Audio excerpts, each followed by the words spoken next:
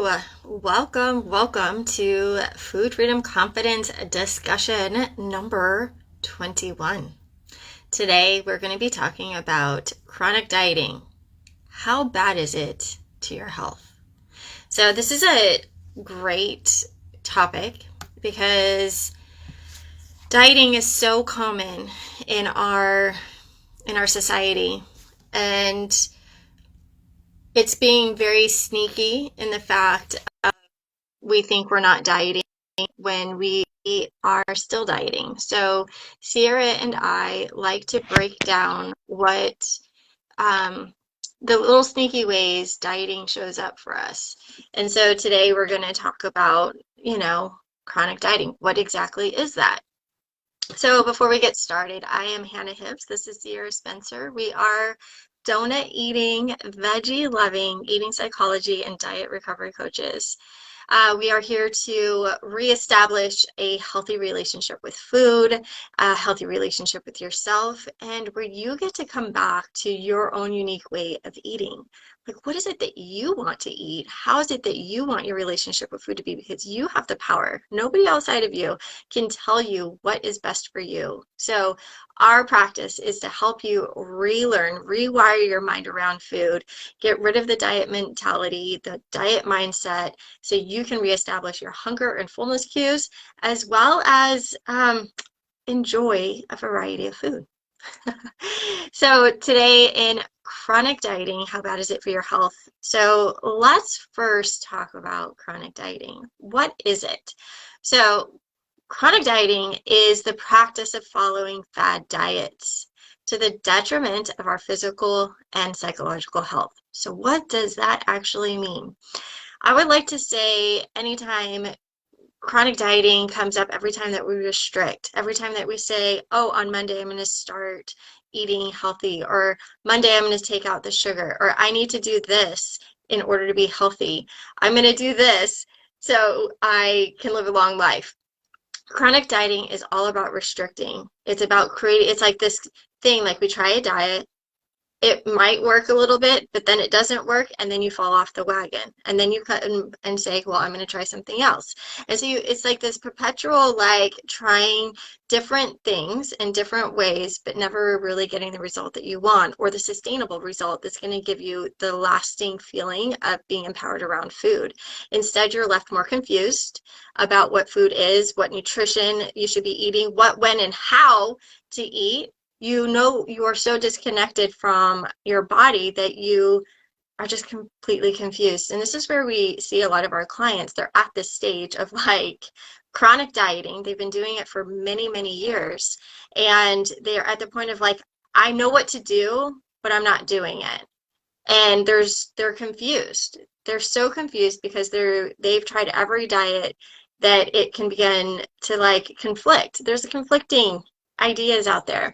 And so when they come to us, it is the time where they're like, I need to get off this roller coaster and I need to get on a new roller coaster.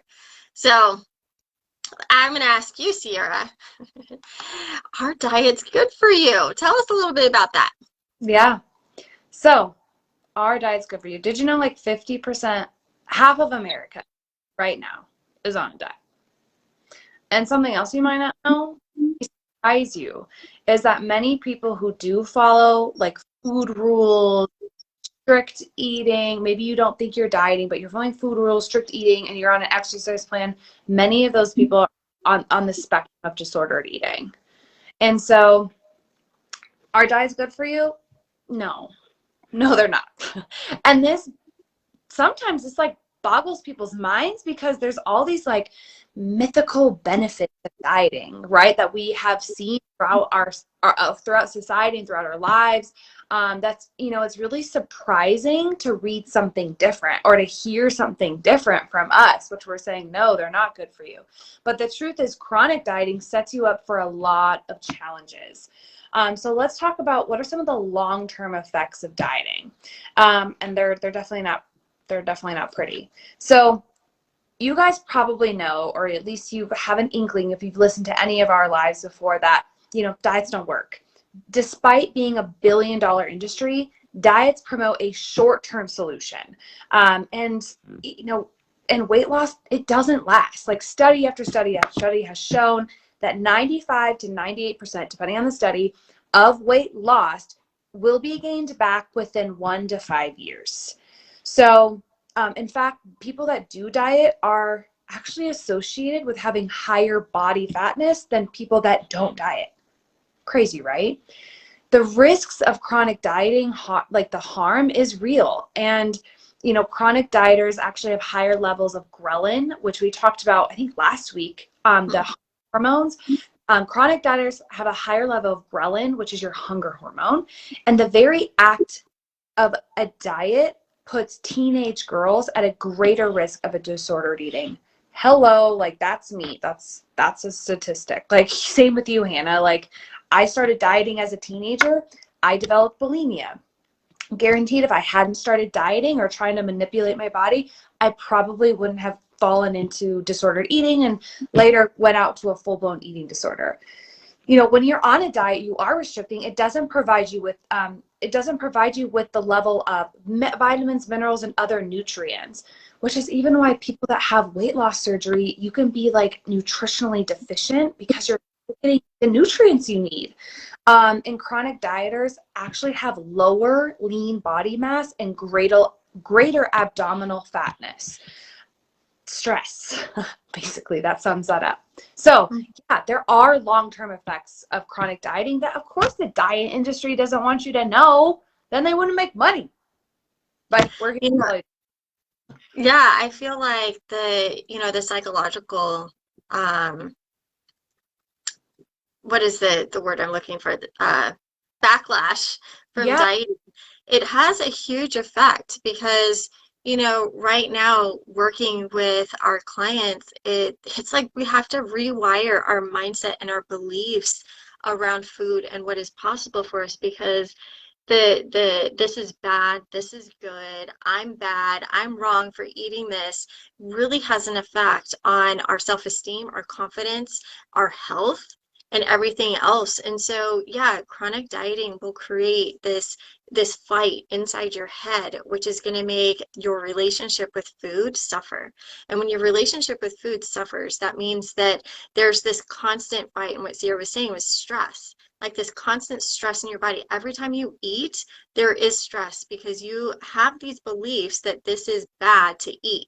And this is what goes along, like, how do we start to like work through getting rid of the diet mentality? Well, it's like, what are the thoughts? What do you believe about food? We have to get rid of the food rules. We all have food rules. Okay, I'm not going to eat after 8 o'clock. I can only have something sweet after dinner, not after lunch. I have to wait to eat breakfast until 12 because I'm intermittent fasting. Like all of these rules that we put around ourselves with food have a really detriment of the way that our relationship is with food.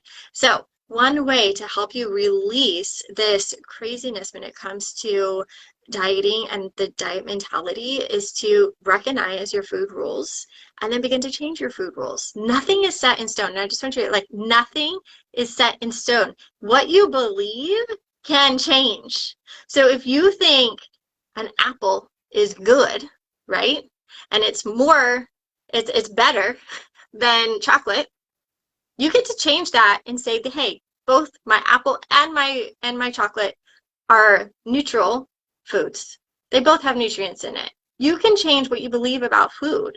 Neither one is better or worse. It's just food, right? Creating that neutrality around food. So if you have food rules, if you start to rewrite them, to really dive in and like ask yourself, does this make me feel good? Or does this stress me out when I believe this?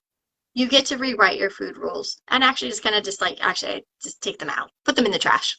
Mm-hmm. You don't need the food rules.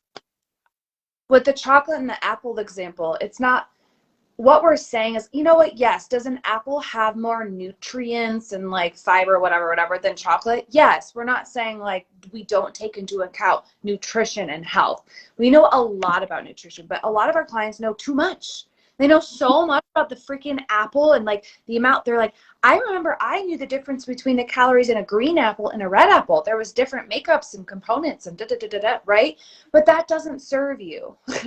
So what we're saying is like, if you have chocolate and an apple, it's like, depending on how you want to feel and what you're doing that day and your energy levels, you get to choose the apple if you want it or not, right? It's like, you've heard that saying, like, if you're really hungry, just eat an apple. Like, what if I don't want an apple right now? What if, like, what's going to serve me and honor me is, taste hunger, which I just need a little bite of chocolate and I'll be satisfied and I get to move on. You don't have to have this whole, like, internal dialogue and all these food rules like Hannah was talking about running the show. It's just really simple. It's like, oh, what am I craving? Like, ooh, an apple sounds so good right now. Or it's like, ooh, some chocolate. Or both. Dip your apple in chocolate. You know what I'm saying? But the way to get there is you have to like clear the slate. And that's what me and Sarah do. And that's why we're like always talking about, like, we have to clear the slate, clear out the mind, rewrite the food rules so that you then can choose. Right. The apple or the chocolate, which one is going to best serve you? Right. And if, like Hannah said, like a lot of clients that we work with right now, or if you're watching this, it's like, you don't have the power to choose. You feel like you have to pick the apple or you're wrong. Or if you choose the chocolate, you're a willpower weakling and like you have no control, right? What happens is, like, that's probably our number one tip is how to stop the diet mentality is learning what your food rules are, and then literally throwing them all in the trash. And then you get to rewrite your own, I don't even want to call them rules. Like, you get to be more empowered and figure out what works for you, And so that's what we want to help you with. And, chronic dieting is at the root is an attempt to try to like just smother your body's normal and natural hunger cues. That's why chronic dieting is also really bad for your health. Your body says like, hey, I'm hungry, I need fuel. But diet culture and the diet mentality is giving you all these tips and tricks to like, have hunger, having appetites to, suckers and all this stupid crap, right? Healing your relationship with food and eating is a journey that begins with learning to tune back into your body and to build trust. And if you've ever had a friend or family member lie to you, you know full well that it takes practice and consistency to rebuild that trust, just like it does with your body. So Hannah and I are really excited to help you build more trust with yourself and your body and your hunger. And that's what our programs do. The Empowered Eating Inner Circle doors are closed and they will not be open again until August. But we do have other options like our monthly membership, which if you might have seen us post about our guest speaker, Noble, he's talking about your emotional triggers. It's going to be really, really good. We have guest speakers and we have live Q&As and lots of support and community in our monthly membership. And we still do one private coaching. So there are still options if you're looking for help. And we want to help. We want to help you build trust with yourself again. So if you're ready or you want more information on how we can help you, just comment below me or send us a private message. Yeah, and we appreciate you guys so much for watching these videos, being a part of the community, because, oh my gosh, the more that we can all stick together and start moving through breaking the walls down of diet culture and really healing our relationship with food, it's just going to ripple out to everybody else. So stay connected to this community. We love you dearly, and we will see you next week. Bye.